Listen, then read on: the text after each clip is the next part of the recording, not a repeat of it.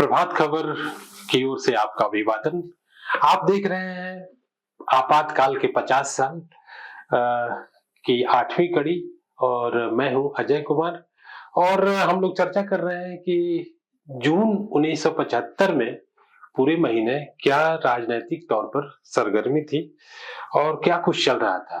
तो जून के महीने में जैसा कि अभी हम लोग झेल रहे हैं काफी गर्मी, और उस वक्त भी एक खबर छपी है उस अखबार में कि पटने में भीषण गर्मी, और यहाँ प्राप्त रिपोर्ट के अनुसार बिहार के विभिन्न भागों में लू का दौर बरकरार है। तापमान के चलते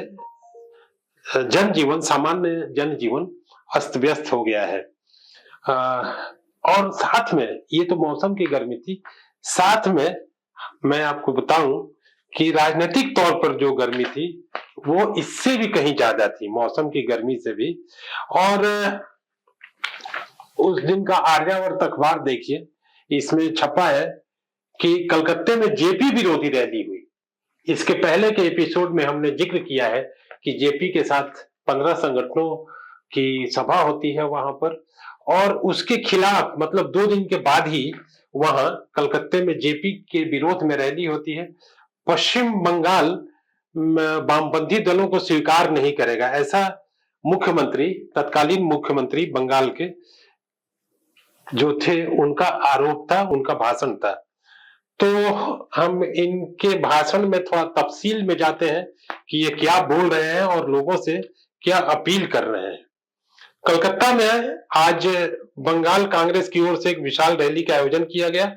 शहीद मीनार मैदान में आयोजित जेपी विरोधी सभा को संबोधित करते हुए पश्चिम बंगाल के मुख्यमंत्री सिद्धार्थ शंकर राय ने कहा कि यह निश्चित है कि बंगाल की जनता वामपंथी दलों को पुनः सत्ता में आने का अवसर नहीं देगी।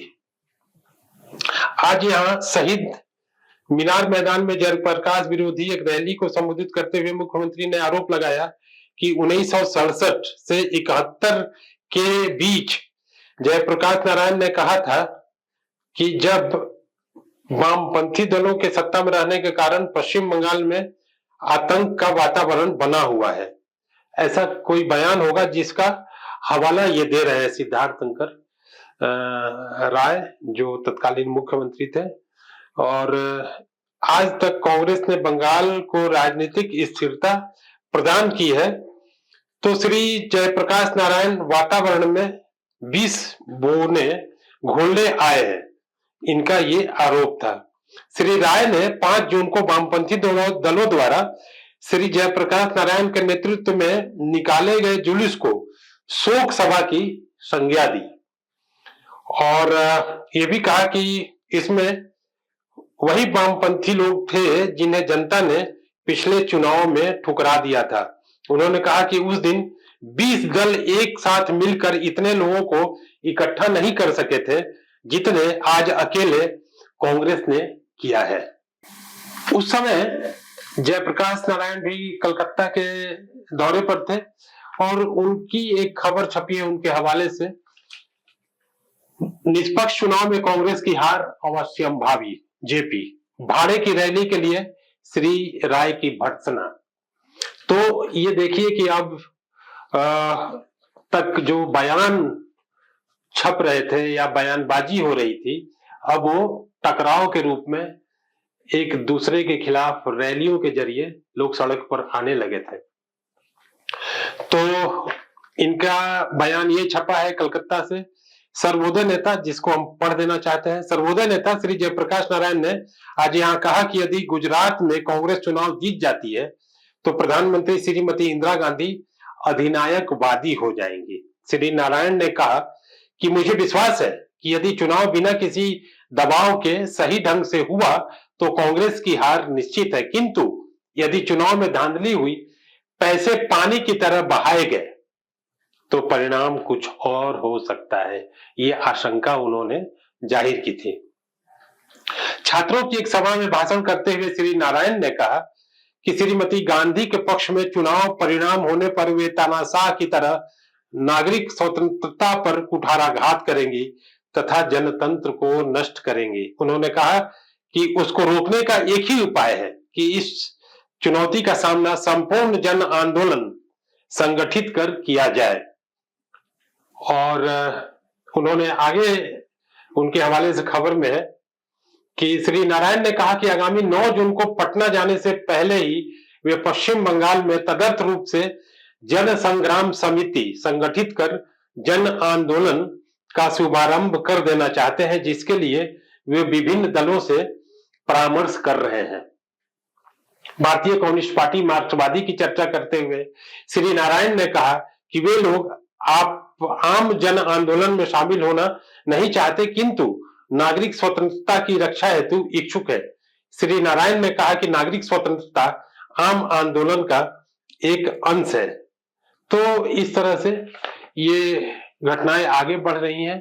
और पटना में उस दिन भीतर के पेज पर एक खबर छपी है कि आंदोलन चलाने की अखिल भारतीय विद्यार्थी परिषद की ओर से एक कार्यक्रम हुआ था। अखिल भारतीय विद्यार्थी परिषद के अध्यक्ष प्रोफेसर बाला आप्टे ने आज यहाँ परिषद की कार्य समिति की द्विदिवसीय बैठक समाप्त होने के बाद एक प्रेस प्रतिनिधि सम्मेलन में बताया कि कार्य समिति की बैठक में सर्वसम्मत प्रस्ताव स्वीकृत कर सभी छात्र एवं युवा संगठनों का आह्वान किया गया कि वे चुनाव की लड़ाई में अपने लक्ष्य को समाप्त नहीं कर दें, बल्कि आगे के लक्ष्य की प्राप्ति के लिए आगे बढ़े।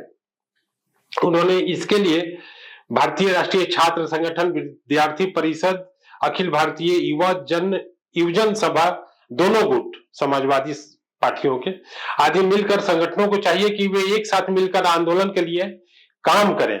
उन्होंने कहा कि छात्रों द्वारा शुरू किए गए आंदोलन को लंबी अवधि तक चलाना होगा। श्री आप्टे ने कहा कि आगामी 19 और 20 जुलाई को अखिल भारतीय विद्यार्थी परिषद के तत्वाधान में सभी युवा संगठनों का एक सम्मेलन वाराणसी में आयोजित किया गया है।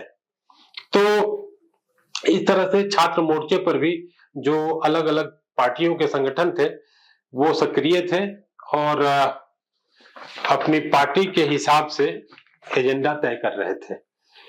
तो हम लोग अभी चर्चा कर रहे थे आपातकाल के 50 साल की 8वीं कड़ी के तौर पर जो कुछ अखबारों में छपा था उसकी जानकारी दे रहे थे। इस कड़ी में बस इतना ही। हम फिर हाजिर होंगे नए एपिसोड के साथ। तब तक दीजिए हमें इजाजत। बहुत बहुत धन्यवाद। प्रभातखबर.com, विश्वास वही, रफ्तार नहीं।